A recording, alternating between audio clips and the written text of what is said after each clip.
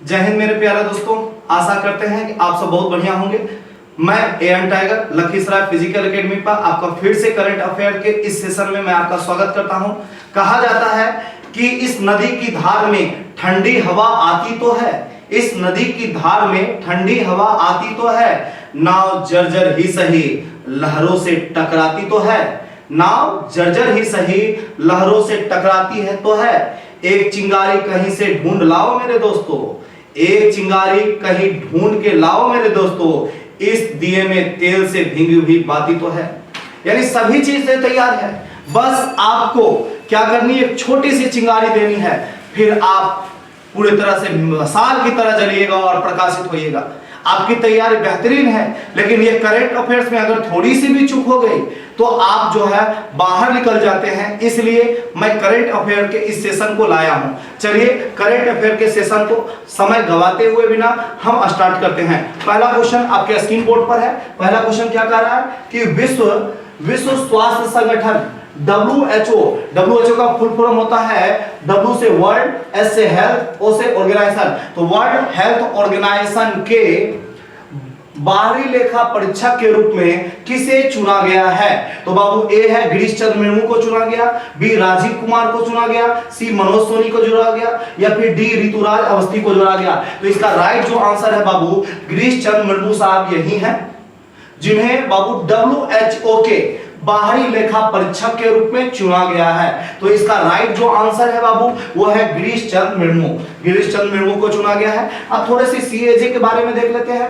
तो CAG क्या है? CAG यानी नियंत्रक एवं महालेखा परीक्षक गिरीश चंद्र मुर्मू को 2024 से लेकर 2027 तक यानी 4 साल की अवधि के लिए विश्व स्वास्थ्य संगठन यानी WHO का full form world health organization के रूप बाहरी लेखा परीक्षक के रूप में बाबू हमें चुना गया है। इनका नाम है गिरीश चंद्र मुर्मू और ये 4 सालों के लिए 2024 से लेकर 2027 तक काम करेंगे। बकायदा 2019 से WHO में इस पद पर उनका वर्तमान कार्यकाल 2023 में समाप्त होने वाला है।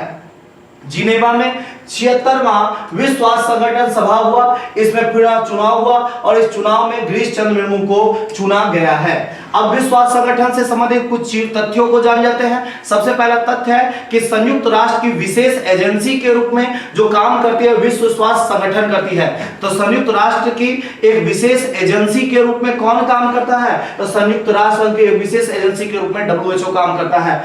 WHO की स्थापना कब हुआ? तो 7 अप्रैल 1948 ईस्वी को विश्व स्वास्थ्य संगठन का स्थापना हुआ था। अंतरराष्ट्रीय सार्वजनिक स्वास्थ्य के लिए जिम्मेदार है। अगर बाबू कोरोना फैला तो इस कोरोना के लिए गाइडलाइंस दिया था WHO ने, बहुत सारे गाइडलाइंस दिया।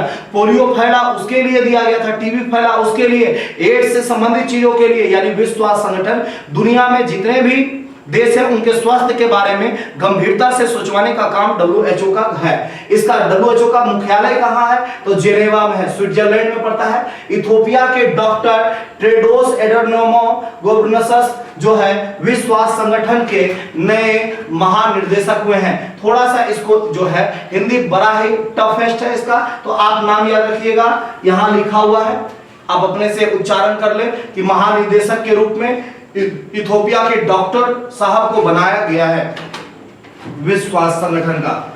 नेक्स्ट देखिए 15वें वित्त आयोग के अध्यक्ष कौन है? तो श्री NK सिंह।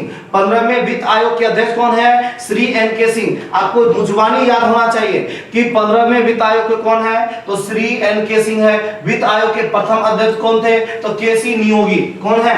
KC नियोगी वित्त आयोग के प्रथम अध्यक्ष थे। भारत के नियंत्रक और महालेखा परीक्षक कौन है? तो श्री गिरीश चंद्र मुर्मू।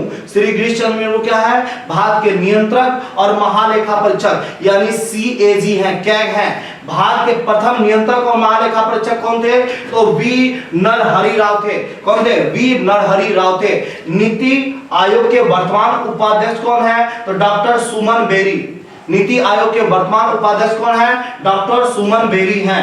भारत के पहले लोकपाल कौन रहे थे? न्यायाधीश PC घोष। ये आपको याद रखनी है। अब है कि 22वें विधि आयोग के अध्यक्ष कौन है? तो ऋतुराज अवस्थी जो है 22वें विधि आयोग के अध्यक्ष हैं। क्वेश्चन पूछेगा 22वें विधि आयोग के अध्यक्ष कौन है? तो ऋतुराज अवस्थी साहब को 22वें विधि आयोग का अध्यक्ष बनाया गया है। जी हाँ, लखीसराय फिजिकल एकेडमी आपके जीवन को बेहतरीन बनाने के लिए करंट अफेयर का सेशन लाया है और इसमें पूरा प्रयास है कि जितने भी इंपोर्टेंट क्वेश्चन होते हैं उन सभी इंपोर्टेंट क्वेश्चन को एक शॉर्ट फॉर्म में आपके पास डेली एम में आपके पास पहुंचाया जाए। सवेरे सवेरे चाय के चुस्की के साथ इस करंट अफेयर्स का आप सेवन करें और एग्जाम में याद रखिएगा, एग्जाम में बहुत ही महत्वपूर्ण होगा। तो आप सबसे एक छोटा सा निवेदन है कि आप करंट अफेयर्स को जरूर फॉलो करें, देखें, याद रखिएगा इसमें महत्वपूर्ण क्वेश्चन को देखा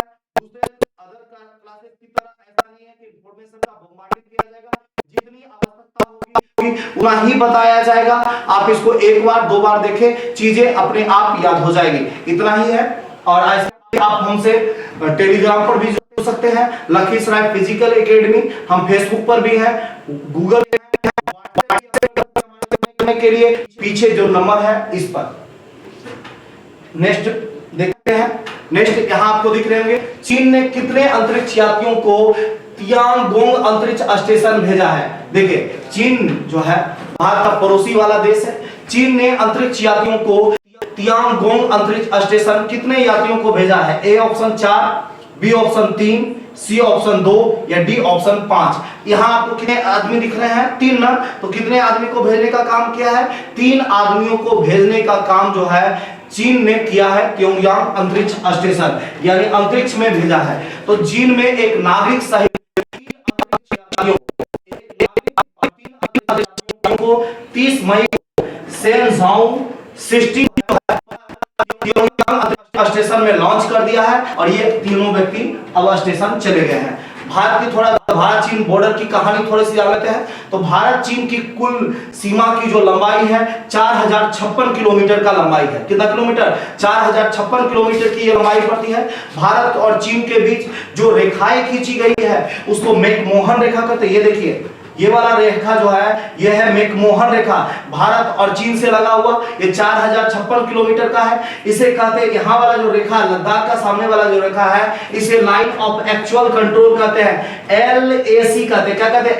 LAC कहते हैं, लाइन ऑफ एक्चुअल कंट्रोल। चीन ने 1993 ईस्वी में आधिकारिक तौर पर LAC को बॉर्डर मानने पर राजी हो गया है।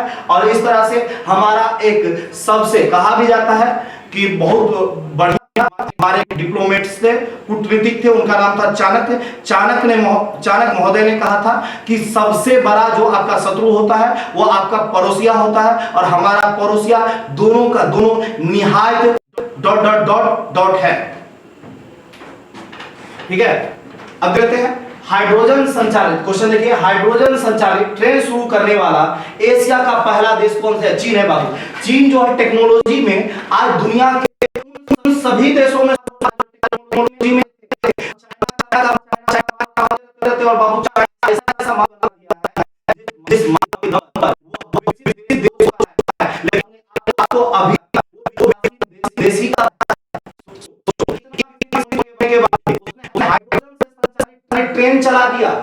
अब फ्यूल की जरूरत के रूप में कितना है ना बड़ा टेक्नोलॉजी।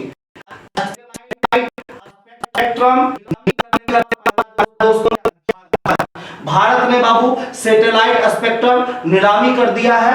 अब देखिए नागरिक हवाई क्षेत्र में नागरिक हवाई क्षेत्र में ड्रोन को जो अनुमति दे रहा है वह इजराइल है। इजराइल जो है यहूदियों का देश है। उसी हिटलर ने बहुत ज्यादा क्या किया था? अत्याचार किया था। लेकिन आज दुनिया में सबसे ज्यादा टेक्नोलॉजी में जो अग्रणी देश है उस देश का नाम है इजराइल। प्रणाली है वहां बाबू पूरा मरुस्थल है, फिर भी वह बाबू मरुस्थल के क्षेत्र में फिर भी बाबू ड्रिप कृषि सिंचाई से सबसे ज्यादा बढ़िया पैदावार में से एक करता है। दुनिया में सबसे ज्यादा छोटा देश में से एक है इजराइल। और यह इजराइल बाबू क्या करता है कि इजराइल जो है तकनीक में आगे है। इतना उसकी सेना मार देगा घर में घुस करके बाबू। इजराइल चारों ओर से दुश्मनों से घिरा हुआ है फिर भी, और प्रत्येक नागरिक जो है वहां का वो बाबू सैनिक का जो है वो क्या करता है? एक्सरसाइज करता है। उसको जो है बाबू एक्सरसाइज करवाया जाता है सैनिक का। और प्रत्येक व्यक्ति अपने जीवन काल में जो है वहां सेना में जरूर भर्ती होता है। वो है इजराइल, है ना। अब है गोल्डन राइस रोपण को मंजूरी देने वाला पहला देश कौन बना? फिलीपींस बना।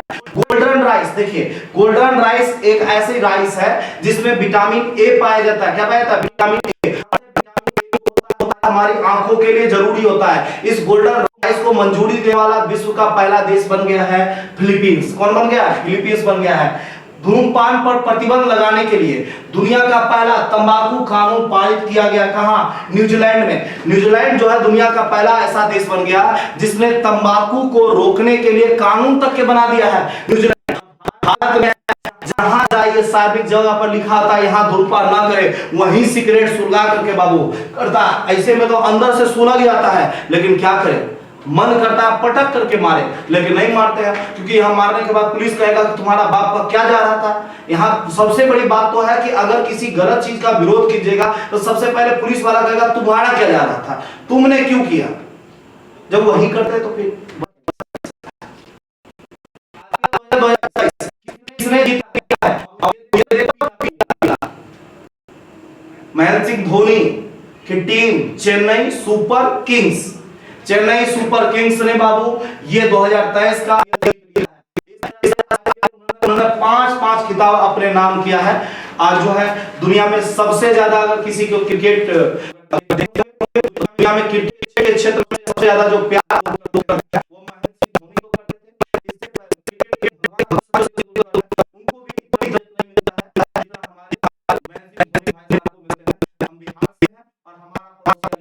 झारखंड है, झारखंड से ही बिलोंग करते हैं। कौन? महेंद्र सिंह धोनी। हालांकि उनका जो जन्म हुआ था वो बिहार में ही जन्म हुआ था।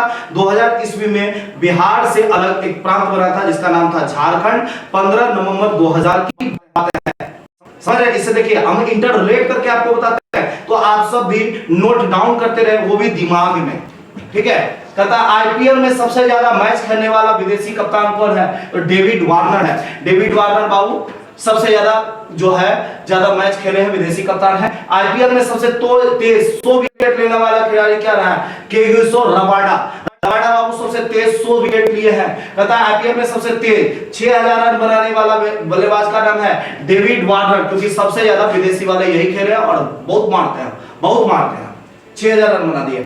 आईपीएल इतिहास के सबसे महंगे खिलाड़ी कौन है? सेम करन जो है सबसे महंगे खिलाड़ी हुए। कहता है आईपीएल में एक टीम के खिलाफ 1000 रन बनाने वाले पहले खिलाड़ी कौन है? रोहित शर्मा। कौन है? रोहित शर्मा ने किसी एक टीम के खिलाफ जो है 1000 रन बनाने का काम किया है। कहता है चेन्नई सुपर किंग्स बनाम जीटी फाइनल से पहले आईपीएल से संन्यास की घोषणा किसने कर दिया? तो बाबू अंबाती रायडू ने कर दिया। बहुत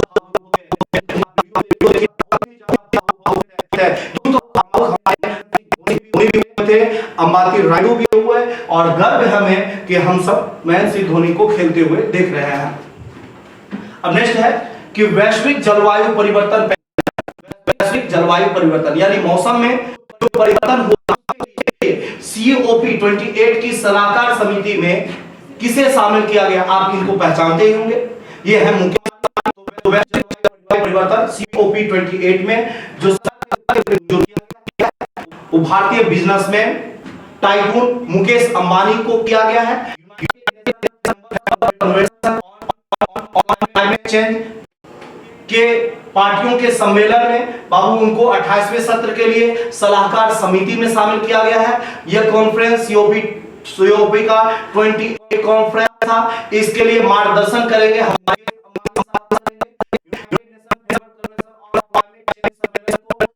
कॉन्फ्रेंस ऑफ पार्टी COP के रूप में जाना जाता है। तो COP का फुल फॉर्म क्या होता है? C से होता है कॉन्फ्रेंस। C से क्या होता है? Conference of party. Conference of party. COP का फुल फॉर्म क्या होता है? कॉन्फ्रेंस ऑफ पार्टी होता है COP का फुल फॉर्म। नेक्स्ट है COP 28 सम्मेलन 30 नवंबर से 12 दिसंबर 2023 दुबई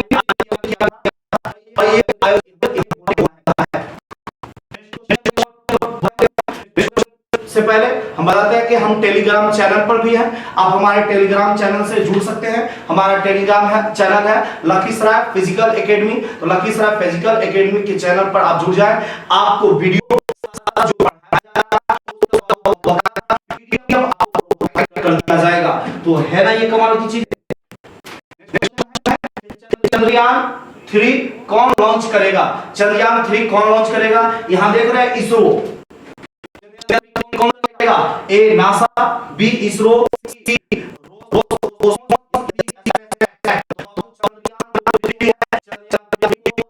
लॉन्च कर रहे हैं इसरो। कौन लॉन्च कर रहा है? इसरो कर रहा है, इसरो कर रहा है। इसरो के अध्यक्ष जो है अभी वो है एस सोमनाथ। एस सोमनाथ ने घोषणा की है चंद्रयान 3 को इस साल जुलाई में हम लॉन्च कर देंगे, यानी जुलाई 2003 में, जुलाई 2023 ईस्वी में हम लोग इसरो क्या कर रहा है? चंद्रयान 3 को रिप्रेजेंट करने के लिए बाबू तैयार है। चंद्रयान 2 कहां से लॉन्च किया गया था? याद रखना है श्री हरिकोटा के सतीश धवन अंतरिक्ष केंद्र से। बड़ा क्वेश्चन पूछता है कि चंद्रयान 2 कहां से लॉन्च किया गया है?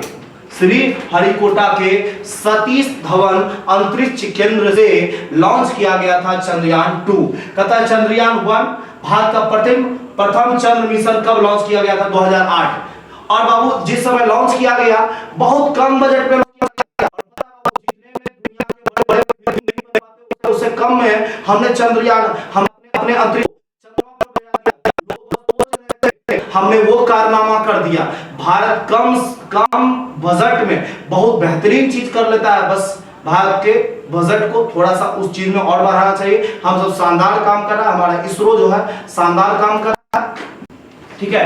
अब कहता है किसने 2024 तक चंद्रमा के दक्षिणी ध्रुव पर सीवी ऑटोमिस स्थापित करने की योजना का ऐलान किया है? तो नासा ने किया है, ठीक है।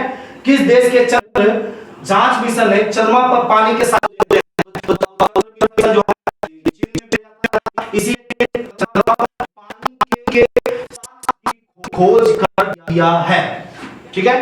नेक्स्ट क्वेश्चन है एक्सरे पोलरामीटर सैटेलाइट एक्सपोसेट किस देश का पहला पोलरीमेट्री मिशन है?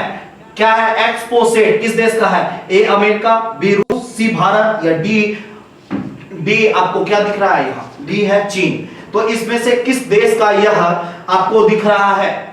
तो भैया एक्सरे जो है एक्सपोसेट जो है वो भारत का है। एक्सपोसेट किसका है? भारत का है। बात किसी से कम थोड़े है जी।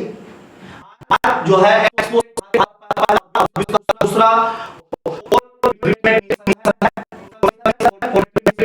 पूछेगा पोलरीमेट्री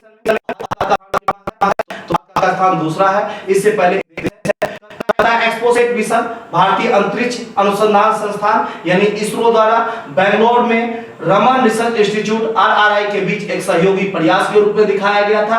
इसका लक्ष्य था कि आकाश के स्रोतों जो एक्सरे उसके ध्रुवीकरण का अध्ययन करना है, यानी जो भी आकाश से जो एक्सरे किरणें आती है उनका बकायदा बढ़िया से अध्ययन जो करना है, यही हमारा लक्ष्य है। नासा का imaging x-ray polarimetry explorer x-ray क्या है जी? इमेजिंग एक्सरे पोलरिमेट्री एक्सप्लोरर अपनी तरह का एकमात्र ऐसा मिशन 2021 में लॉन्च किया गया था।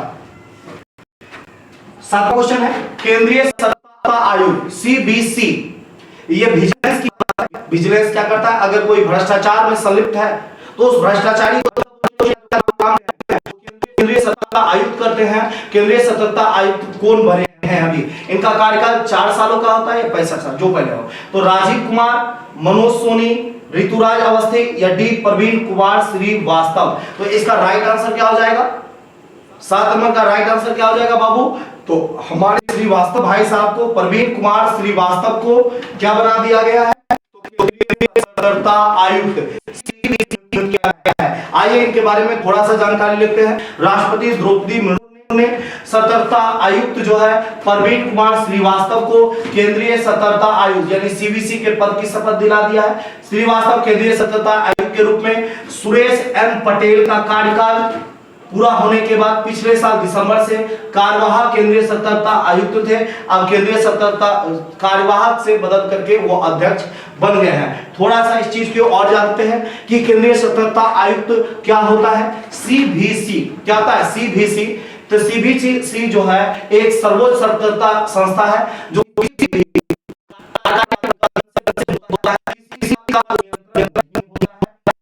एक स्वतंत्र जवाबदेही केवल संसद के प्रति होती है, यानी वो संसद का रिपोर्ट दे सकता है। इसकी स्थापना फरवरी 1964 में एक समिति आया था जिसने भ्रष्टाचार को रोकने की बात किया था। वो समिति थी के संथानम समिति।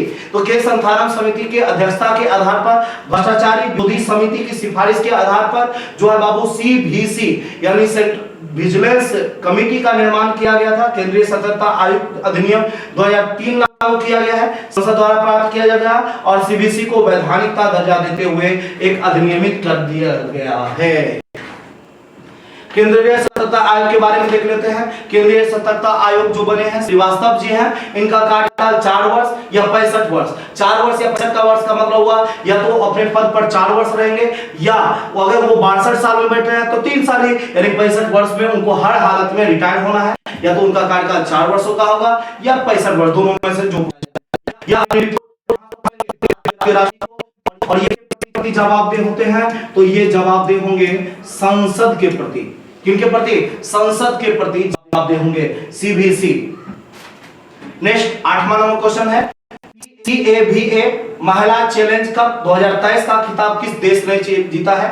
CAVA का महिला चैलेंज भारत, नेपाल, श्रीलंका, कजाकिस्तान।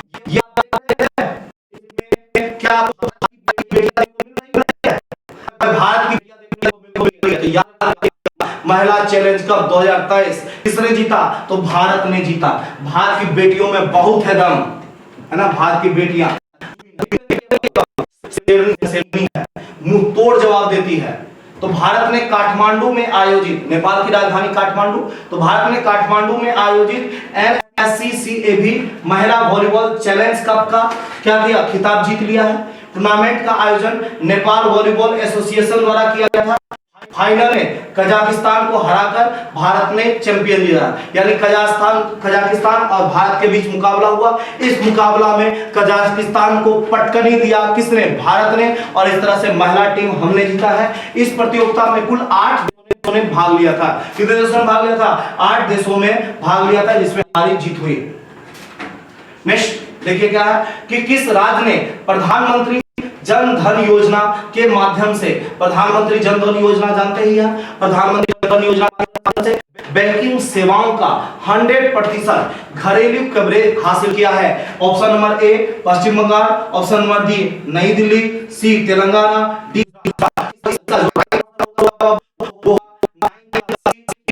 तेलंगाना। कौन है? तेलंगाना जो एक ऐसा राज्य है जिसने प्रधानमंत्री जन धन योजना का सेवाओं का 100% जो है घरेलू कवरेज हासिल कर लिया है। तो इससे संबंधित जानकारी देख लीजिए कि तेलंगाना एक ऐसा राज्य हो गया है जिसने प्रधानमंत्री जन धन योजना के माध्यम से बैंकिंग सेवाओं का 100% घरेलू कवरेज हासिल कर लिया है।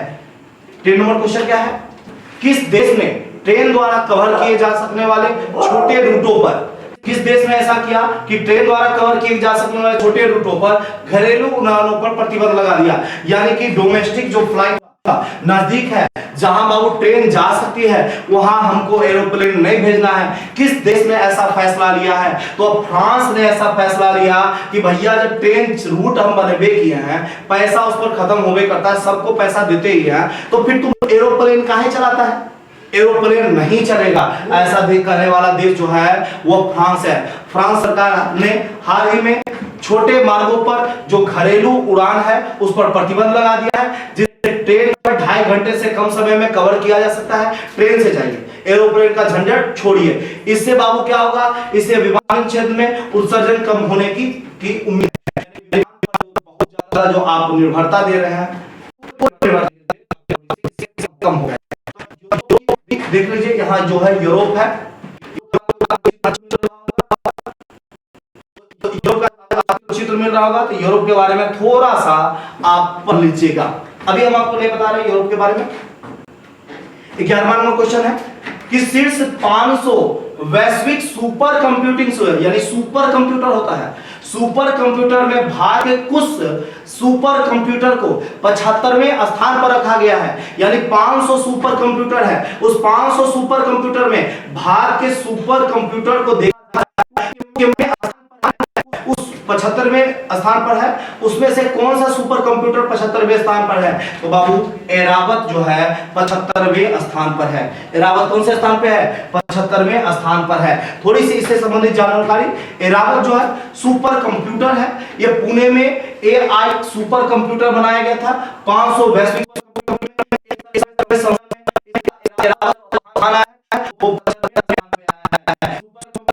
इसी साल इंस्टॉल कर दिया गया था। स्टैटिक जीके के क्वेश्चन देख लेते हैं जो काफी महत्वपूर्ण होते हैं आपके एग्जाम में। तो एग्जाम से दृष्टिकोण से यही प्रहार है, इसमें कुछ जीके भी क्वेश्चन दे दिए गए हैं, कुछ जो उससे संदर्भित रिलेटेड चीज होता है उसको भी मैंने डालने का प्रयास किया। तो पहला क्वेश्चन है कि सक्रिय ज्वालामुखी किस महासागर में सबसे ज्यादा है? तो सक्रिय ज्वालामुखी किस महासागर में सबसे ज्यादा है? वो है प्रशांत महासागर। कौन सा महासागर? प्रशांत महासागर में सक्रिय ज्वालामुखी सबसे ज्यादा है। तो प्रशांत महासागर।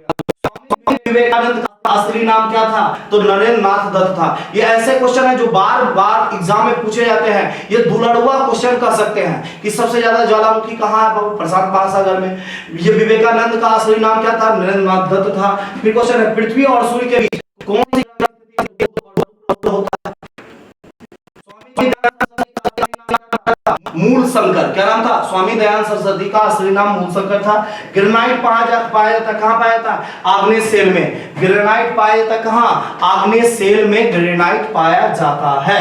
नेक्स्ट देखिए इधर, मुगल काल की मुगलों ने, अब जानते हैं कि भारत में मुगलों ने बाबू 1526 ईस्वी से शासन करना स्टार्ट किया और 1857 में किया था।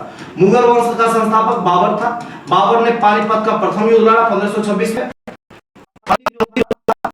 वो बाबू क्या कहते हैं? उनका नाम था, क्या था नाम था? आप सब बताइएगा, हम थोड़े से स्लिप पड़ रहा है। बहादुर शाह द्वितीय जो थे, बहादुर शाह द्वितीय जो है वो क्या है बाबू?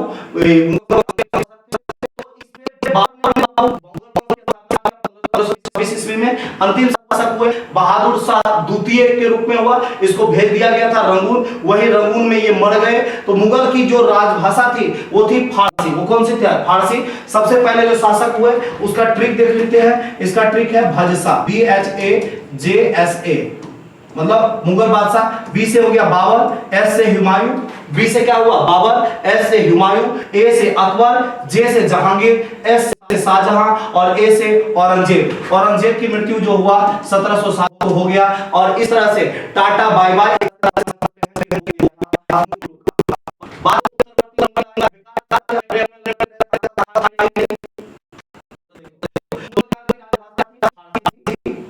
ध्वनि की चाल अधिकतम किस में होती है? तो ध्वनि की चाल सबसे ज्यादा स्टील में होता है। विश्व बैंक का मुख्यालय वाशिंगटन में है। विश्व बैंक का मुख्यालय कहाँ? वाशिंगटन में है। झीलों को अध्ययन को क्या कहते हैं? तो लिम्नोलॉजी कहते हैं। झीलों के अध्ययन को क्या कहते हैं? लिम्नोलॉजी कहते हैं।